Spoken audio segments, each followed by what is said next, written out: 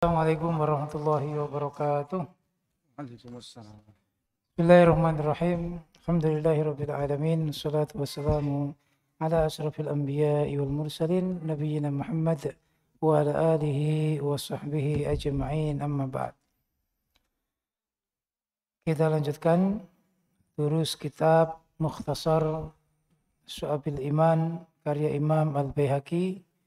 Dan kita masuk ke cabang yang ke-14, halaman 27. Ustaz Bastian, tafadhal. Iqra' barakallahu fiik. Assalamualaikum warahmatullahi wabarakatuh. Waalaikumsalam warahmatullahi wabarakatuh. Qala al-muallif rahimahullah. Cabang keimanan ke-14. Selalu mencintai Nabi sallallahu alaihi wasallam. Al-Qadhi Iyad berkata, ketahuilah sesungguhnya siapa saja yang mencintai sesuatu maka akan mempengaruhinya dan mempengaruhi sikapnya. Kalau tidak, maka belum dikatakan orang benar dalam cintanya, tetapi hanya ngaku-ngaku. Jujur dalam mencintai Nabi sallallahu alaihi wasallam merupakan bukti dari tanda-tanda kejujuran itu. Pertama dari tanda tersebut adalah ia mengikuti beliau dan mengamalkan segala sunnah-sunnahnya, mengikuti ucapannya dan perbuatannya, melaksanakan perintah-perintahnya dan meninggalkan larangan-larangannya.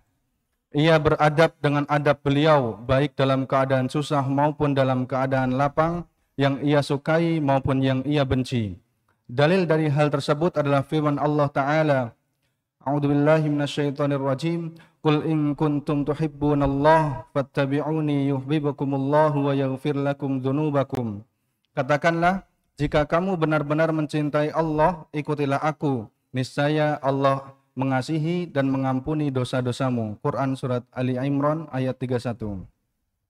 Hadis Anas radhiyallahu an yang disepakati kesohihannya.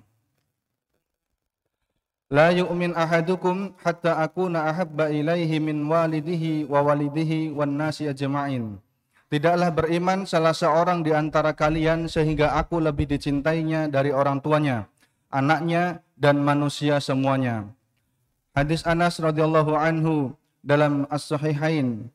Salatun man kunna fihi wajada bihinna halawatal iman. An yakunallahu wa rasuluhu ahabba ilaihi mimma siwahuma. Al-Hadis.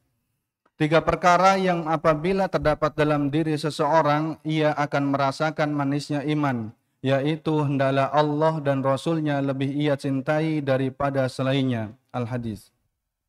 Hadis Anas juga dalam As-Sahihain, ia berkata, telah datang seorang lelaki kepada Rasulullah sallallahu alaihi wasallam dan berkata, ya Rasulullah, kapan hari kiamat? Beliau menjawab, apa yang kau persiapkan untuknya? Ia menjawab, wahai Rasulullah, aku tidak mempersiapkannya dengan memperbanyak puasa, tidak pula sedekah, kecuali aku mencintai Allah dan Rasulnya. Beliau menjawab, engkau bersama orang yang kau cintai. Nah, Imam Al-Baihaqi rahimahullah ta'ala mengajak kita memahami cabang iman yang ke-14, yaitu mencintai Nabi. Ini adalah gandengan yang tidak terpisahkan. Setelah kita mencintai Allah, kita akan mencintai orang yang dicintai oleh Allah, yaitu Rasulullah Shallallahu Alaihi Wasallam. Allah telah mengambil Rasul sebagai kekasihnya, sebagaimana Allah juga mengambil Nabi Ibrahim sebagai kekasihnya. Wattakhadallahu Ibrahima khalila. Maka kita wajib mencintai Rasulullah. Apalagi Rasulullah adalah pembawa risalah yang wajib kita ikuti. Ya, dengan ayat tadi itu, Qul in kuntum tuhibbunallaha fattabi'uni. Dan konsekuensi atau bukti cinta kita kepada Rasul itu juga harus nyata. Yaitu dengan mengikuti sunnahnya. Kita mempercayai apa yang dikabarkan Nabi. Kita menjauhi apa yang dilarang Nabi. Kita mengerjakan apa yang diperintah Nabi. Dan kita mencontoh apa yang dilakukan oleh Rasulullah SAW. Tadi sudah dijelaskan, sebuah kecintaan yang tidak diikuti dengan perbuatan, tidak meniru perbuatannya, tidak menganggap sebagai idola yang dia tiru dari segala aspek kehidupan, maka cintanya kepada Nabi itu hanya omong kosong. Ya. Ngaku mencintai Nabi, tapi begitu Nabi mencontohkan sesuatu, dia malu mempraktekannya. Berarti belum benar, cintanya itu belum benar. Maka di sini wajib bagi kita untuk menumbuhkan rasa cinta kita kepada Nabi dan kita praktekkan dalam kehidupan sehari-hari. Sebagaimana tadi setelah subuh di Masjid Riyadhul Jannah ini akan dibacakan 354 sunnah Nabi. Setiap harinya satu sunnah yang itu perlu kita hidup-hidupkan. Perlu kita kerjakan. Dan ini sebagai bukti cinta kita kepada Rasulullah Shallallahu Alaihi Wasallam. Kemudian juga perlu difahami dari apa yang dibaca tadi, sebagaimana dalil yang disebut, bahwa mencintai Nabi itu harus di atas segalanya. Setelah cinta Allah, yaitu cinta Rasulullah Shallallahu Alaihi Wasallam. Mengalahkan semuanya, baik keluarganya, anaknya, istrinya, hartanya, bahkan dirinya sendiri. Sebagaimana Umar ditanya oleh Nabi, bagaimana cintamu padaku? Umar mengatakan, mengalahkan semua. Hartaku, anakku, istriku, kecuali diriku. Rasulullah menyatakan, berarti engkau belum mencintaiku. Nah, terus bagaimana ya Rasulullah? Sampai cintaku mengalahkan cintamu pada dirimu sendiri. Karena dengan begitu berani berkorban untuk Rasulullah. Bagaimana bisa mempraktikkan jahidu fisabilillah bi amwalikum wa anfusikum kalau ternyata masih mencintai dirinya. Maka wajib bagi kita untuk menjunjung tinggi sunnah. Nah, sunnah di sini atau mencintai Nabi di sini tidak hanya sekedar yang kita sebut kemarin yaitu nyunnah. Pakaiannya nyunnah, kemudian style kehidupannya nyunnah, tidak hanya itu. Tapi juga ibadahnya. Juga kepada kebaikan, yang terus mengejar kebaikan. Juga menjauhi segala kemaksiatan. Dan tidak membagi-bagi. Sunnah tidak dibagi-bagi sebagaimana kaum liberal. Mereka membagi, kaum sekuler. Mereka membagi-bagi apa yang diperintahkan Nabi. Kalau mereka melihat itu urusan ibadah, mereka terima. Tapi kalau urusan tentang ekonomi, tentang budaya, tentang kehidupan sehari-hari, mereka mengatakan Nabi itu alternatif saja. Karena Nabi hidup di zaman dulu. Sedangkan sekarang zaman modern. Nggak bisa jadi panutan kalau bab dunia. Sehingga dengan terang-terangan ada golongan namanya yang disebut sekuler. Sekuler itu membagi antara agama dengan dunia. Mereka agama menetepi, tapi dunia tidak menjadikan Quran hadis sebagai pijakan. Quran hadis hanya sebagai alternatif. Ini bisa kufur. Berarti tidak mencintai Rasulullah Shallallahu Alaihi Wasallam. Namanya cinta pasti dibuktikan dengan kata-kata, dibuktikan dengan perbuatan. Maka dalam Islam itu kenapa tidak boleh tasabuh? Orang iman tasabuh dengan orang kafir. Karena apa? Karena meniru itu bagian dari cinta. Meniru itu bagian dari mengidolakan. Orang iman sampai gaya rambutnya, gaya pakaiannya, gaya berjalannya, itu nggak boleh seperti orang kafir. Nggak boleh seperti orang kafir. Dulu pada saat Nabi umroh qadha tahun 7 Hijriah, orang kafir itu duduk di arahnya Hijr Ismail. Duduknya sambil selonjor kakinya, tangannya di belakang. Sambil gojloki Nabi, apa gojloki itu? Membuli Nabi. Maka ahli ilmu mengatakan itulah jilsahnya mutakabbirin. Jilsatul mutakabbirin, cara duduk orang-orang yang sombong. Jadi kalau mendengarkan kajian, mendengarkan tausiah, mendengarkan percakapan seseorang, itu jangan meniru duduknya orang-orang yang sombong, duduknya orang-orang kafir. Yaitu dengan apa? apalagi mendengarkan khutbah, ya kan?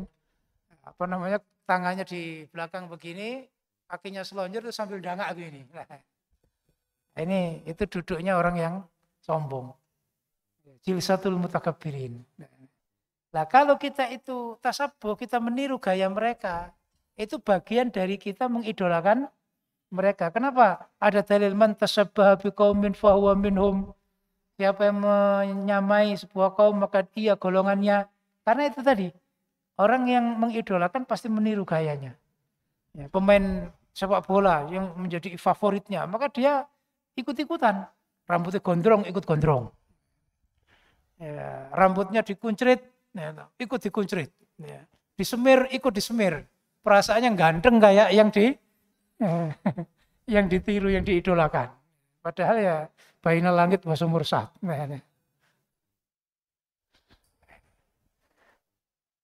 Tapi ada ahli ilmu yang menulis pembahasan tersendiri. Kenapa tasabuh itu tidak boleh? Itu alasannya banyak sekali. Termasuk itu tadi. Karena orang meniru itu pasti ada unsur dia mengidolakan, dia mengagungkan, dia takjub. Ya. Padahal akhirnya fala tujibuka amwaluhum wala auladuhum. Engkau jangan sampai terkagum-kagum dengan harta dan harta dan diri mereka, termasuk anak-anak mereka. Maka cinta kepada Nabi itu di atas segalanya. Karena itu bagian dari cinta kepada Allah. Dan itu yang akan membuat kita mendapatkan manisnya iman tadi itu. Nah, berikutnya cabang ke-15. Mengagungkan Nabi Shallallahu Alaihi Wasallam, memuliakan dan menghormatinya. Firman Allah Ta'ala, wa tu'azziruhu wa tuwakkiruh, dan kamu menguatkan agama Allah dan membesarkannya. Surat Al-Fath ayat 9. Falladzina amanu bihi wa azzaruhu wa nasaruh, maka orang-orang yang beriman kepadanya memuliakannya dan menolongnya. Quran surat Al-A'raf ayat 157. Yang dimaksud dengan at-ta'zir dalam ayat ini adalah memuliakan tanpa ada perbedaan pendapat. Firman Allah Ta'ala, la taj'alu du'a ar-rasuli bainakum ka du'ai ba'dikum ba'dha. Janganlah kamu jadikan panggilan Rasul di antara kamu seperti panggilan sebagian kamu kepada sebagian yang lain. Quran surat An-Nur ayat 63. Yaitu janganlah kalian mengatakan kepadanya, ya Muhammad, atau ya Abul Qasim, tetapi ucapkanlah ya Rasulullah atau ya Nabi Allah. Firman Allah Ta'ala, la tuqaddimu baina yadayillahi wa rasulih. Janganlah kamu mendahului Allah dan Rasulnya. Quran surat Al-Hujurat ayat 1. Firman Allah Ta'ala, la tarfa'u aswatakum fawqa sawtin nabi wa la tajharu lahu bil qawli ka jahri ba'dikum li ba'd an tahbata a'malukum wa antum la tash'urun. Innal ladzina yaghudduna aswatahum 'inda Rasulillah ulaika alladzina imtahanallahu qulubahum littaqwa lahum maghfiratun wa ajrun 'azim.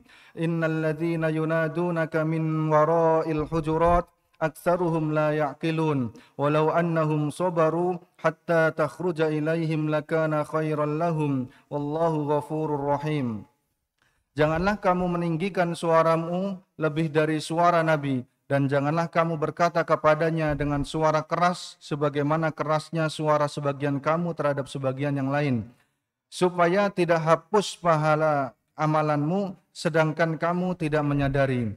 Sesungguhnya orang-orang yang merendahkan suaranya di sisi Rasulullah, maka mereka itulah orang-orang yang telah diuji hati mereka oleh Allah untuk bertakwa. Bagi mereka ampunan dan pahala yang besar. Sesungguhnya orang-orang yang memanggil kamu dari luar kamarmu, kebanyakan mereka tidak mengerti. Dan kalau sekiranya mereka bersabar sampai kamu keluar menemui mereka, sesungguhnya itu adalah lebih baik bagi mereka, dan Allah Maha Pengampun lagi Maha Penyayang. Quran surat Al-Hujurat ayat 2-5. Hal ini telah diceritakan kepada kami oleh Al-Baihaqi dan ia berkata, inilah kedudukan di atas semua kedudukan cinta. Tidak semua yang mencintai itu mengagungkan seperti cinta seorang ayah kepada anaknya atau cinta seorang tuan kepada budaknya. Hal itu tidak disertai dengan pengagungan, berbeda dengan sebaliknya. Nah, sebagaimana Di bab sebelumnya ketika membahas tentang takut kepada Allah ada lafadz yang disebut khosyah, yaitu takut dengan mengagungkan. Di sini juga sama, kita mencintai Nabi itu juga harus kita ikuti dengan pengagungan. Maka cabang yang ke-15 ini Imam Baihaqi mengajak kita untuk mendalami bahwa mencintai Nabi itu tidak hanya sekedar mencintai, tapi juga harus dibuktikan dengan kita mengagungkan. Ya. Tu'azziruhu wa tuwaqqiruh. Ya. Menguatkan dan membesarkan. Tuwaqqir itu ya mengagungkan. Ta'zim. Ya. Termasuk wa'azzaruhu wa nasaruh. Menolong. Apa yang dimaksud hal ini? Ya, ini berbeda dengan hanya mencintai. Kalau mencintai itu adalah sumber dari semua mengikuti Nabi. Dari sumber mencontoh Nabi. Itu perbuatan hati, mahabbah itu. Mencintai. Sedangkan ta'zim ini adalah perbuatan lesan kita, perilaku kita. Ya, makanya disebut tu'azziruhu, menguatkan. Menguatkan apa yang disampaikan oleh Rasulullah. Kita ikut memperjuangkan. Kita ikut menghidup-hidupkan. Jadi pengertian mengagungkan Nabi di sini tidak hanya hati kita, tapi juga dibuktikan dengan perbuatan kita. Ya, menolong agamanya Nabi.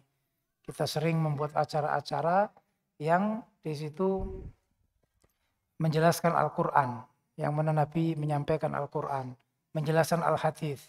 Ini semua bentuk dari mengagungkan Rasulullah Shallallahu Alaihi Wasallam.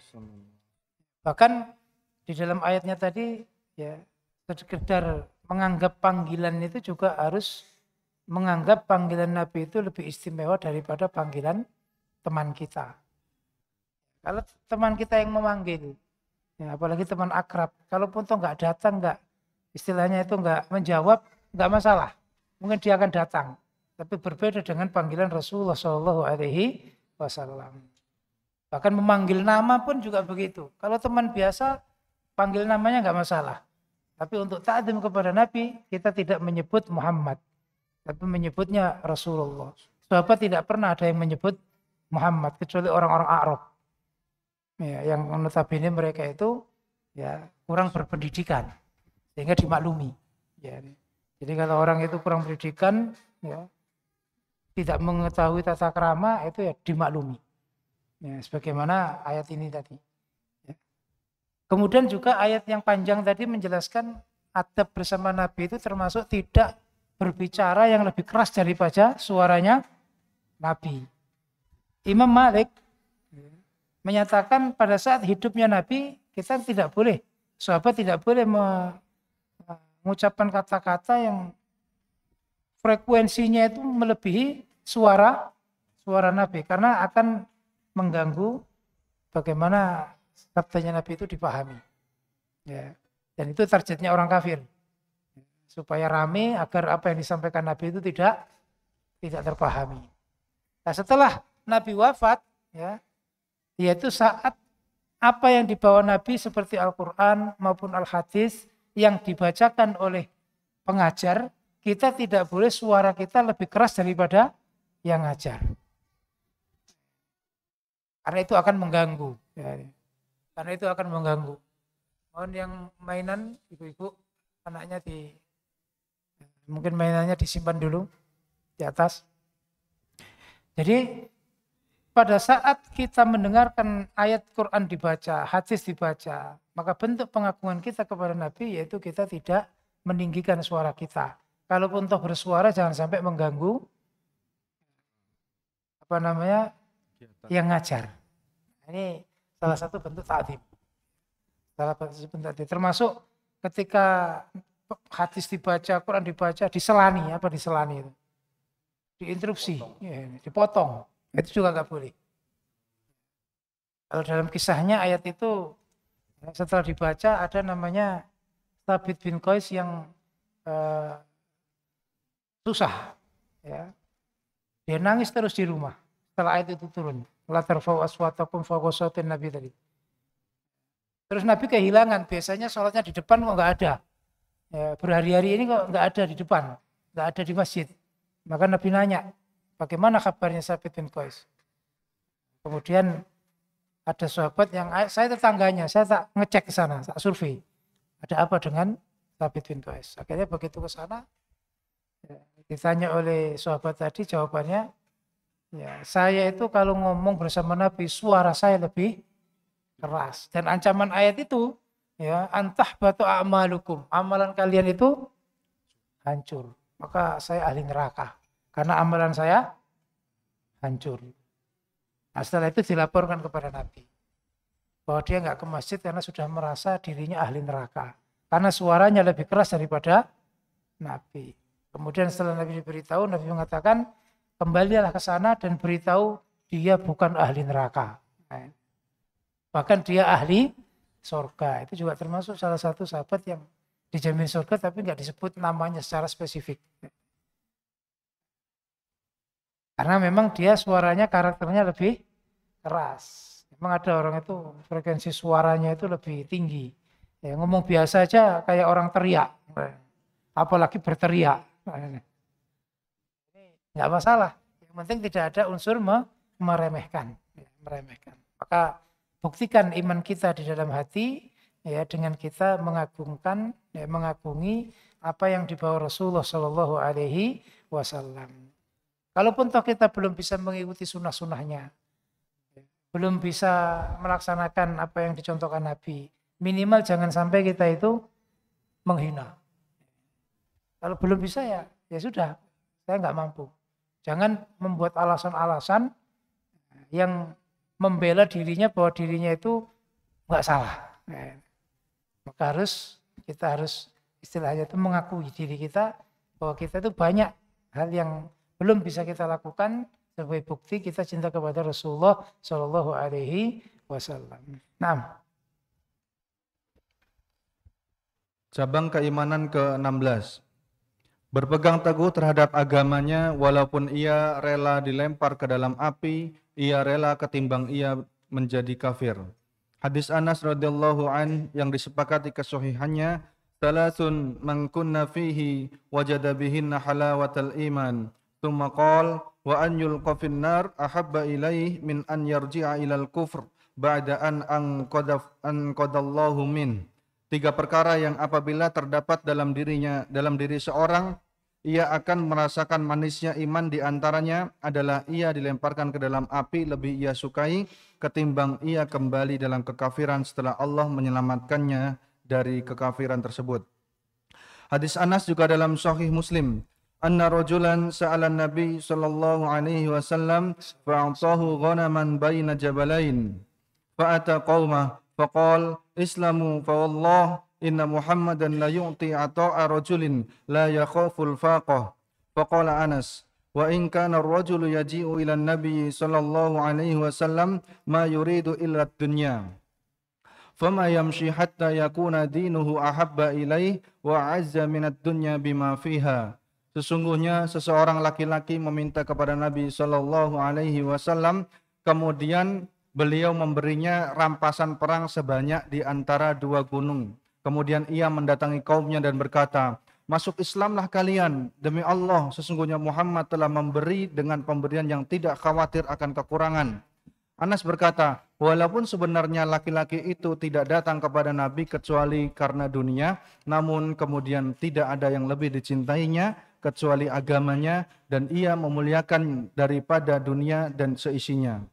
Nah, yang ke-16 yaitu cabang iman berupa as-sabat fiddin, yaitu tetap, ya, berpegang teguh dengan agamanya walaupun dia dilempar ke api, artinya walaupun mengalami siksa, mengalami penderitaan yang besar, ya, ketimbang dia menjadi orang kafir.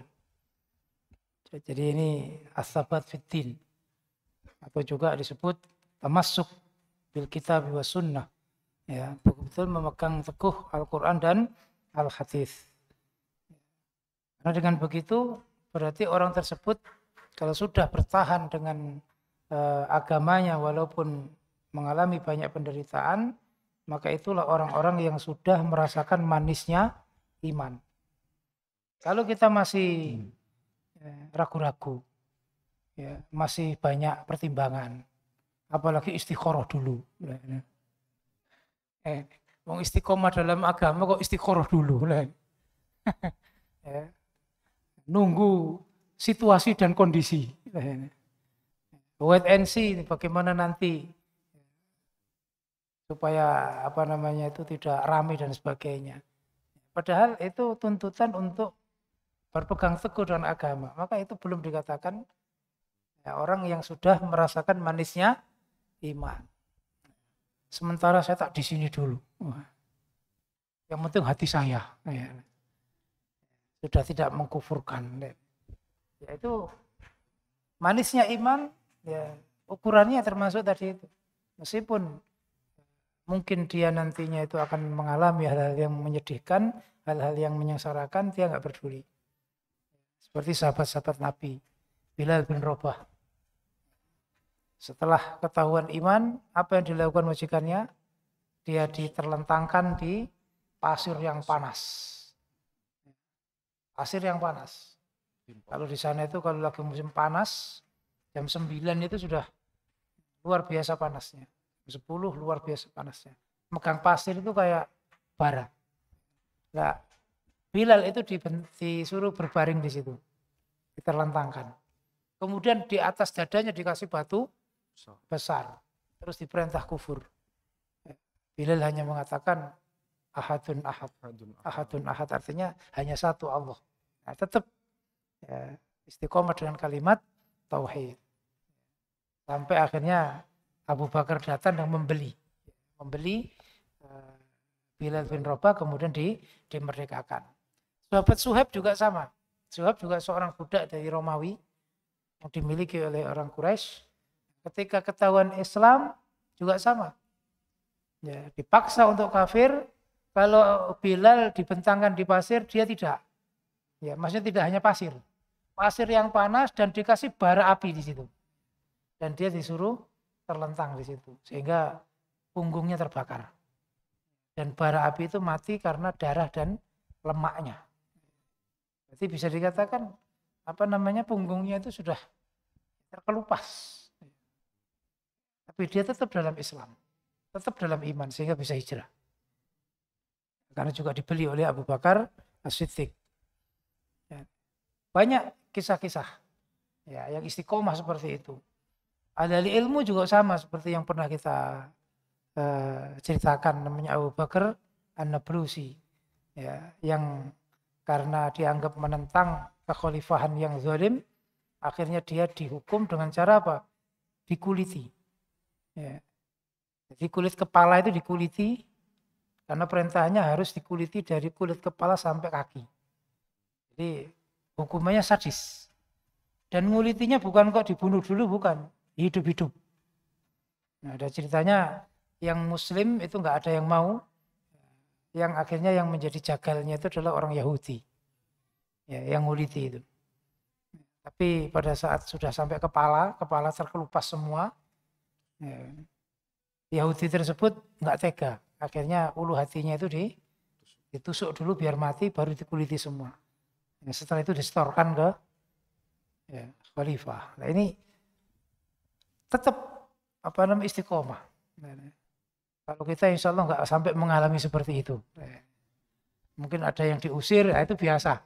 Diusir temannya masih banyak. Nah ini, ya, grupnya masih banyak. Apalagi sekarang punya masjid.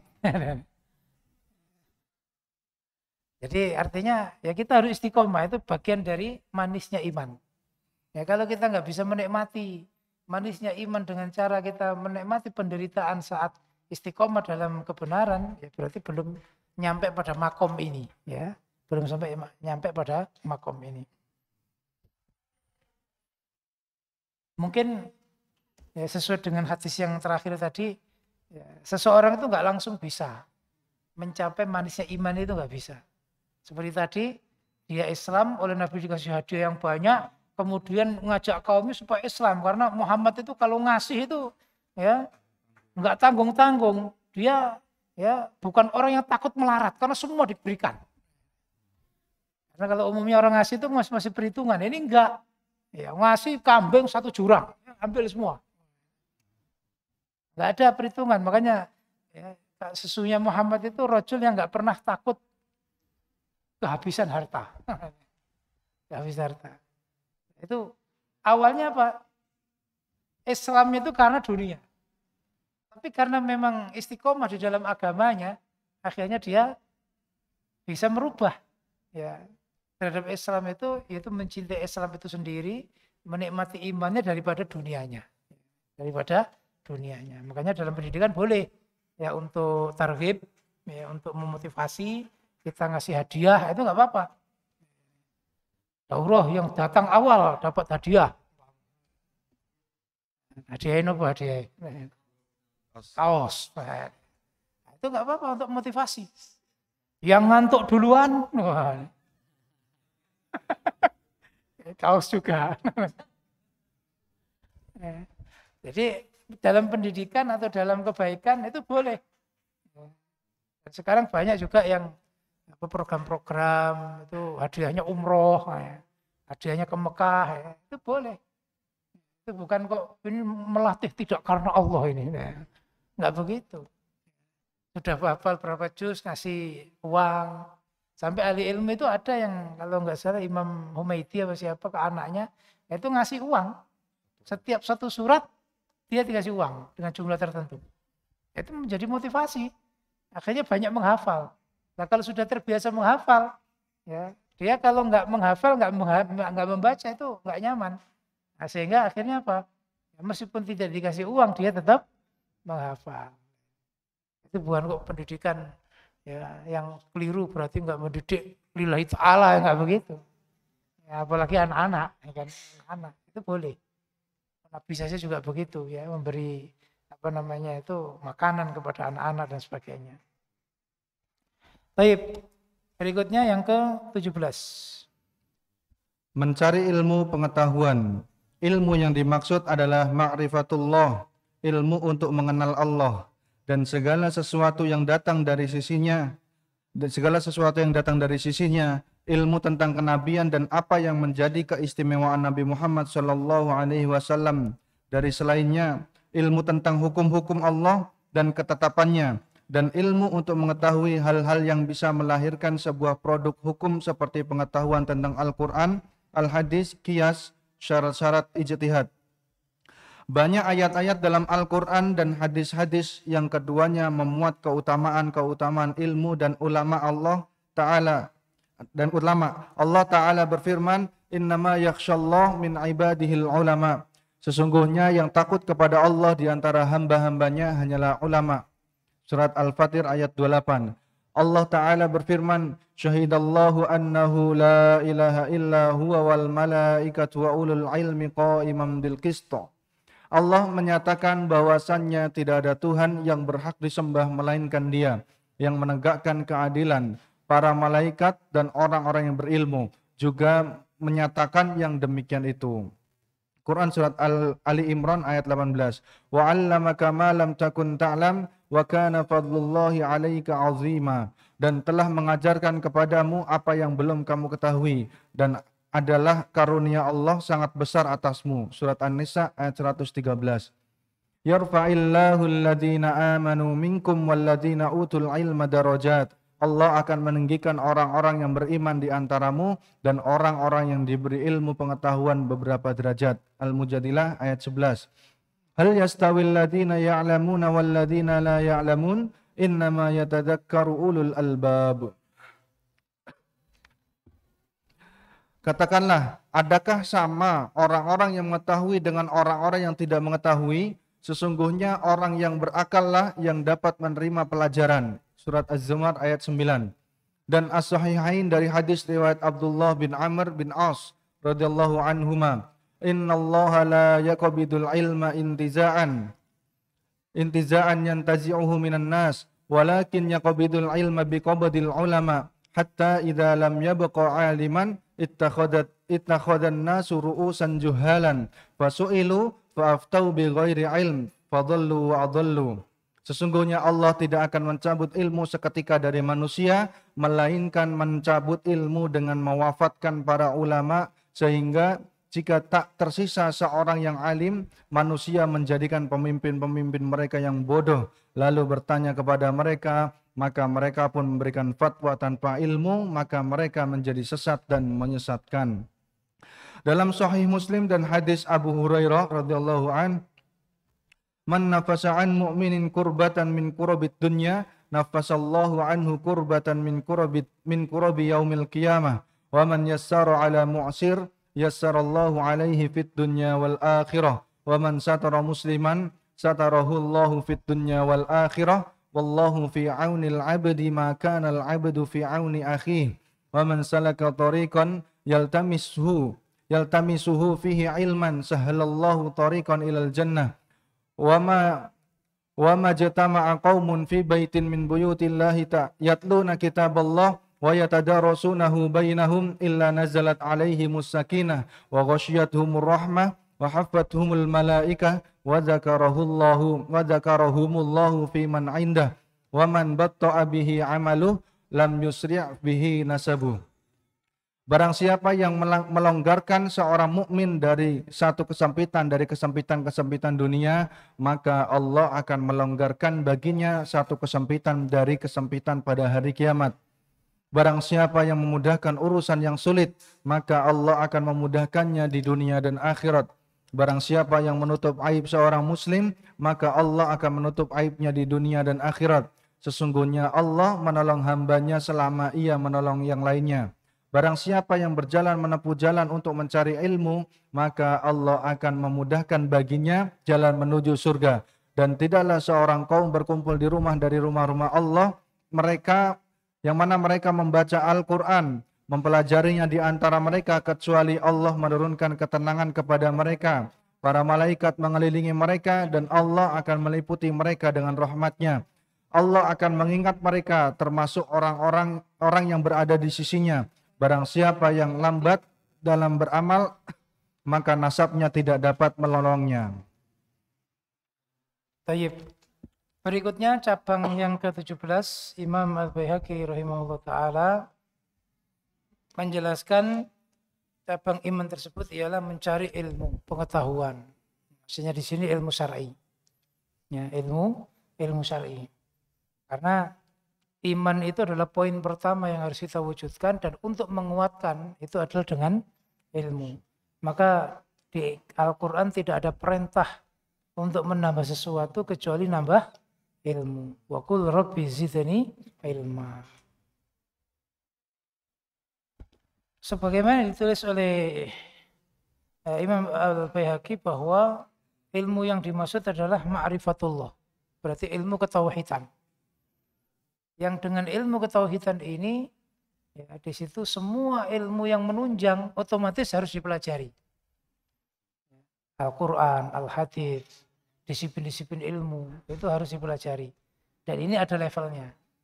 Ya. Kalau levelnya ulama, ya, level memahami dengan pemahaman yang mendalam sehingga menjadi rujukan, itu wajib bagi dia untuk ya menghafalkan Quran, mengetahui seluk-beluk bahasa Arab, mempelajari semua disiplin ilmu, itu wajib. Karena sebagai marja, sebagai rujukan. Adapun bagi orang yang awam, dia wajib mempelajari yang akan diamalkan. Orang nggak akan mempunyai kewajiban mempelajari fikih perdagangan kalau dia nggak dagang. Nggak apa-apa. Ya, fikih muamalah, perdagangan, kitabul buyu, kalau dia nggak berdagang, ya, nggak melakukan banyak transaksi, jual beli, umpama nggak belajar, nggak memahami, nggak apa-apa. Nanti kalau ada apa-apa cukup bertanya. Tapi bagi orang yang terjun pada bisnis perdagangan, dia harus paham. Sebagaimana orang kalau mau menikah, ya, maka dia harus paham fikih nikah. Ya. Kalau dia ingin ta'addud az-zaujat, ya, ingin menambah istri, maka wajib memahami ilmunya. Harus asrama dulu.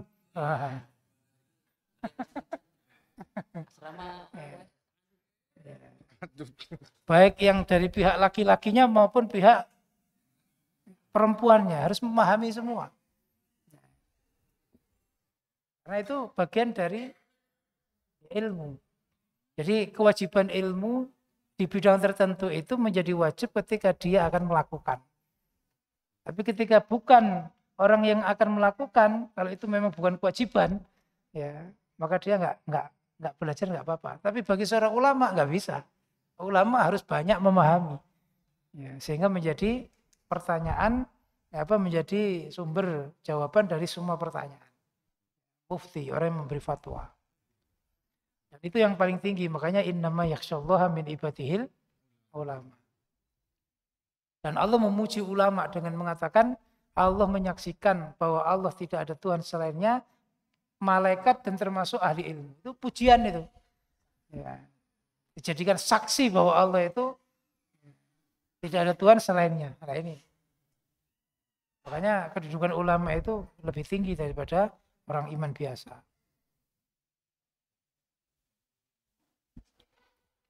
Dan tidaklah sama orang yang diberi ilmu dengan tidak diberi ilmu. Ya, makanya ayatnya yarfa'illahu alladzina amanu minkum. Allah mengangkat derajatnya orang iman di antara kalian, semua orang iman. Terus kemudian Allah menyebut tersendiri walladzina utul ilma darajat. Ya, setelah disebut umum, Allah menyebut khusus. Padahal utul ilma ini juga masuk ke alladzina amanu minkum. Tapi kenapa disebut lagi? Nah, ini namanya dzikrul khas ba'dal am. Wa dzikrul khassi ba'dal umumi munabbihan ala fadlihil matmumi, ala fadlihil mahtumi. Ya, kaidahnya begitu. Penyebutan khusus setelah disebut umum itu menunjukkan ya stressing kepada kelebihan dan keutamaannya. Orang iman itu sudah punya keutamaan. Lebih utama lagi kalau dia punya ilmu. Seperti yang kita sampaikan dari Muhammad Khawarizm kemarin. Ya, dia sudah punya angka 1. Tinggal nolnya berapa? Semakin banyak nol maka semakin bernilai. Maka itu tidak sama. Kemudian yang menjamin ya kebenaran manusia, tidak tersesatnya manusia itu ya ahli ilmu.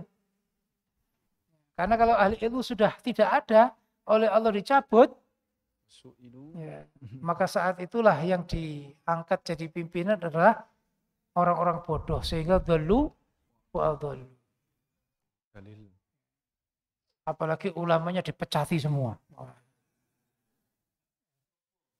Kemudian nggak boleh pinter-pinter, nggak boleh belajar bahasa Arab, ya, nggak boleh belajar di Mekah Madinah.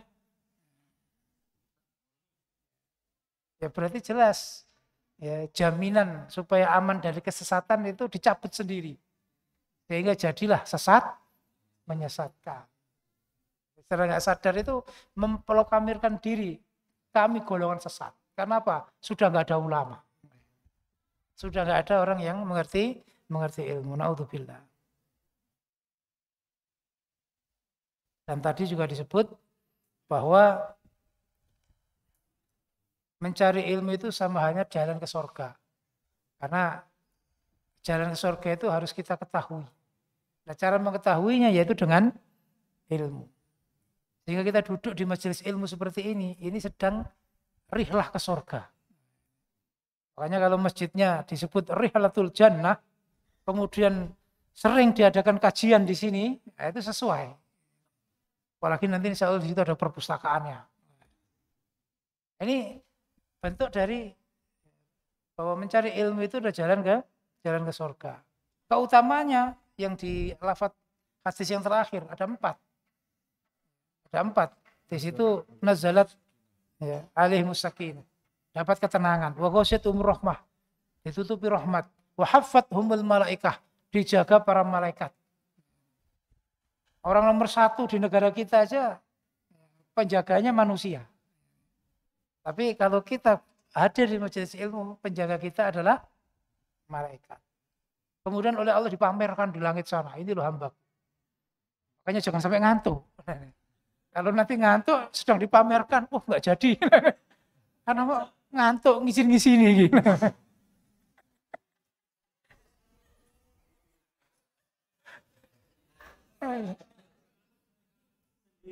Sendiri lagi. ngeloni guling pisan.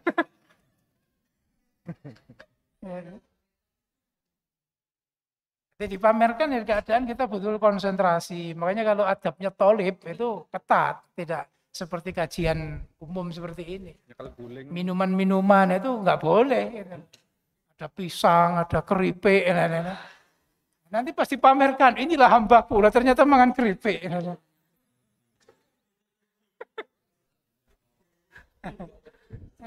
Tapi kalau adab tolib ya memang ketat, ya nggak boleh. Kita harus konsentrasi. Ya. Harus konsentrasi. Kalau kita kan lengkap ini. Jadi rilahnya ini bernilai wisata ini berarti. Nilainya bernilai wisata. Makanya seperti yang kita kemarin terangkan di khutbah Jumat, kita kan temanya kebahagiaan itu ada di majelis ilmu. Nah, kenapa? Karena di majelis ilmu itu kebahagiaan yang kita dapatkan itu ya kebahagiaan ada dua macam. Ada kebahagiaan yang ya mutakamilah dan kebahagiaan yang mustamirroh. Itu dua-duanya ada di majelis ilmu. Ya, sa'adah mutakamilah, kebahagiaan yang paripurna, yang sempurna itu meliputi 3. Ruhiyah, ya, kemudian akliyah dan hissiyah. Nah, kita hadir di majelis ilmu, ruh kita itu akan tenang. Tadi itu, nazalat alaihimus sakinah wa ghasyiyatuhumur rahmah. Dan kita di sini duduk, ini adalah zikir kepada Allah. Menyebut nama Allah, ingat akhirat, ingat keagungannya. Maka ini adalah sa'adah ruhiyah. Yang kedua, sa'adah akliyah. Ya, kita akan diberi kebahagiaan dalam sisi akal kita. Artinya apa? Ya, kita akan diberi kecerdasan. Kita akan mempunyai ya, kemampuan intelektual yang lebih. Dan itu akan membuat kita lebih mudah mengatasi semua problematika kehidupan. Quran sudah menjamin, "Wa-nazzalna 'alaika tibyanan ya kulla syai." Wa nazzalna 'alaikal kitab tibyanan kulla syai. Bahwa Quran itu semua keterangan ada di situ. Berarti kalau kita bisa mampu ya menghafalkan Quran, nah berarti kita oleh Allah diberi kebahagiaan akal. Karena kebahagiaan akal ini melebihi segalanya, melebihi kebahagiaan fisik. Contohnya apa? Orang kalau sudah hobi sesuatu, meskipun nggak makan minum nggak apa-apa. Yang penting hobinya itu tersalurkan. Oleh yang seneng game, sampai berjam-jam nggak minum nggak apa-apa. Karena apa? Akalnya itu dibuat bahagia sehingga nggak merasakan namanya haus, lapar itu nggak merasakan. Seperti itu namanya sa'adah ruhiyah. Ngaji berjam-jam nggak masalah, nggak masalah. Apalagi camilannya akeh, kecuali ngaji ini turu tuh kan. Dan itu wis buyar sih turu aja. Itu akliyah. Kemudian yang ketiga, kenapa disebut sa'adah mutakamilah? Karena juga memberi kebahagiaan fisik. Orang duduk di majelis ilmu, itu secara fisik juga ya Allah akan memberi kesehatan. Karena apa? Karena kesehatan itu intinya ya dari psikis kita, dari jiwa kita. Ketika jiwanya itu bahagia, maka akan mempengaruhi fisiknya. Al-Quran yang dibaca, ayat-ayat yang dibaca itu juga mempengaruhi saraf-saraf kita. Itu sudah diteliti oleh pakar ahli kesehatan itu. Makanya ahli-ahli Quran zaman dulu seperti Imam Nafi, Imam Qulun, Imam Waras, Imam Hafiz, itu umurnya itu di atas 90 semua.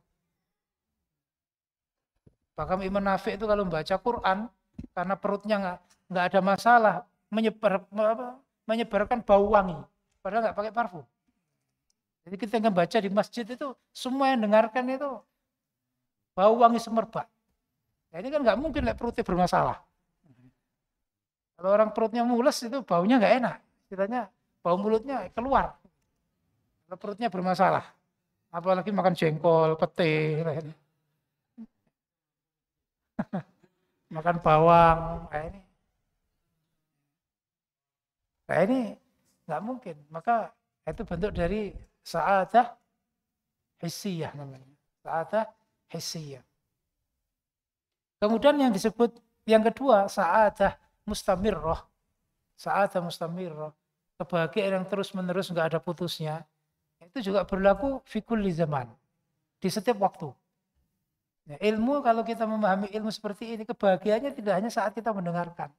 Nanti saat kita pulang, kemudian kita menghadapi masalah, problem dalam kehidupan, kita bisa mengingat ilmu yang bisa kita, yang sudah kita fahami. Sehingga itu membuat kita mampu menghadapi semuanya. Makanya kan ilmu itu kan termasuk ibadah. Nah, ibadah itu nikmatnya tidak hanya saat mengerjakan. Kalau kita makan, minum, itu saat mengerjakan. Seperti yang kita sitir kemarin, ucapan Abdullah bin Sahal, Abdullah bin Wahab, beliau mengatakan, inna kullu maldudin innama laha ladzah wahidah. Setiap kenikmatan itu hanya mempunyai satu nikmat. Kita makan, ya saat makan itu udah enak, habis itu sudah nggak ada.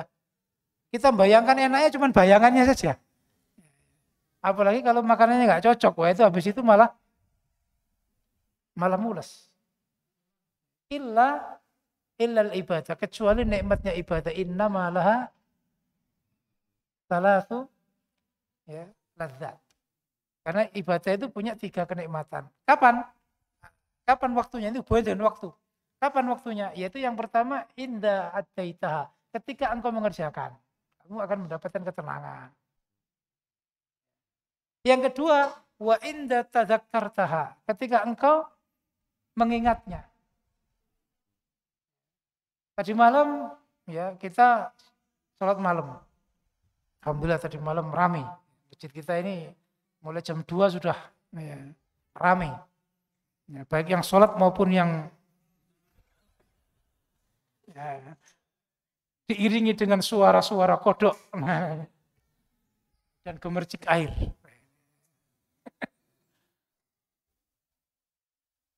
Ketika kita paginya atau hari ini ingat tadi malam, alhamdulillah bisa sholat malam, bisa doa, bisa zikir. Kita senang, hari ini tuh bahagia. Jadi nikmatnya itu juga saat kita ingat pun kita bahagia. Kita sedekah, kemarin kita sedekah. Sehingga lancarnya acara, lancarnya kegiatan itu hasil sedekah dari kita. Kita itu senang meskipun sedekahnya kemarin. Atau bahkan setelah beberapa waktu. Kita masih berbahagia, alhamdulillah. Saya bisa sedekah. Baik sedekah uang, sedekah harta, pemikiran. Itu pasti akan kita rasakan meskipun itu sudah berlalu. Dan yang ketiga adalah wa inda u'tita tsawabaha, ketika engkau diberi pahalanya. Wah, itu lebih lagi, baik pahala di dunia maupun di akhirat. Itu yang disebut sa'adah mustamirrah fi kulli zaman. Yang kedua, fi kulli makan. Ilmu itu akan memberimu kebahagiaan di setiap tempat, di semua tempat. Tidak ada batasan tempat. Hanya bahagia di masjid pada saat ngaji, enggak. Semua momen yang kamu lalui di tempat apapun kamu akan merasakan kebahagiaan. Makanya Imam Ibnu Taimiyah, seorang ahli ilmu yang sering dipenjara karena kalimatnya, nasihatnya yang tegas, sehingga dipenjara berkali-kali. Beliau mengatakan, ma yasna'u ajaibi, apa yang diperbuat musuhku kepadaku? Bisa apa mereka? Al jannati jannati fi sadri. Surgaku itu ada di dadaku. La tufarriquni. Surgaku itu enggak akan memisahiku, selalu bersamaku. Indama ruhtu fahuwa ma'i. Kemanapun saya pergi, dia bersamaku. Saya enggak perlu mencari kebahagiaan di tempat-tempat tertentu, di orang-orang tertentu, di momen-momen tertentu, enggak perlu, karena kebahagiaan sudah ada di hatiku, yaitu dengan ilmu. Ana habsi khulwah. Ketika mereka menahanku, enggak boleh kemana-mana, maka itu adalah menyempiku dengan Allah. Khulwah itu menyendiri, artinya bisa asik bersama Allah, bisa berzikir. Makanya Imam Ibnu Taimiyah itu banyak menulis pada saat di penjara. Banyak karya tulis yang diselesaikan di penjara, termasuk tafsir dari Imam Ibnu Taimiyah itu juga banyak ditulisnya di penjara. Dan ahli-ahli ilmu yang lain juga begitu, banyak. Termasuk yang di Indonesia yang difilmkan, siapa itu namanya yang kemarin filmnya? yang dari Bangka itu loh.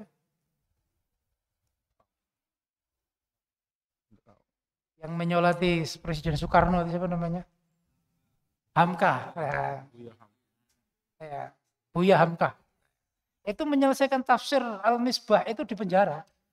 Mungkin kalau nggak di penjara tafsirnya nggak keluar atau nggak selesai. Tapi nggak usah berharap di penjara.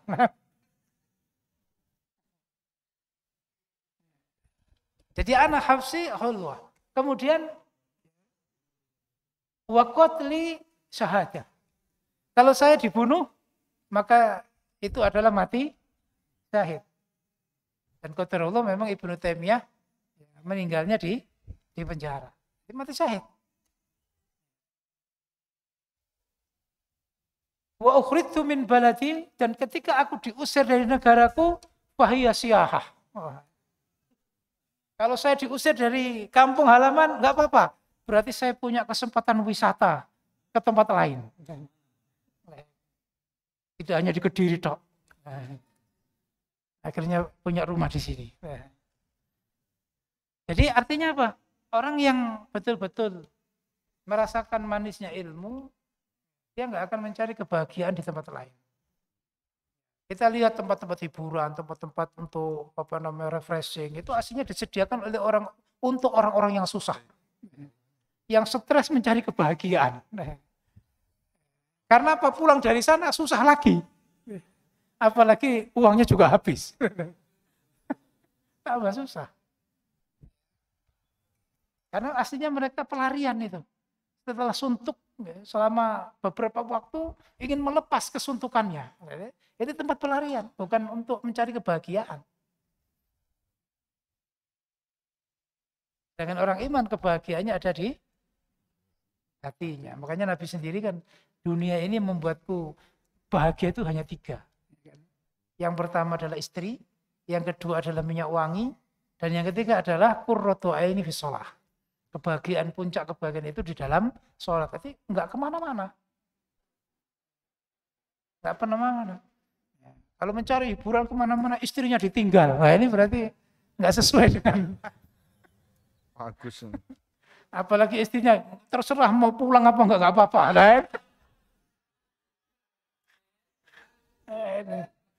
Nah, ini kebahagiaannya dipertanyakan ini.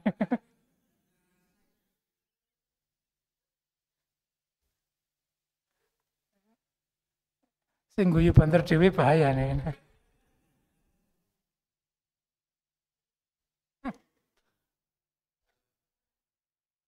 Istirahat, ya coffee break dulu.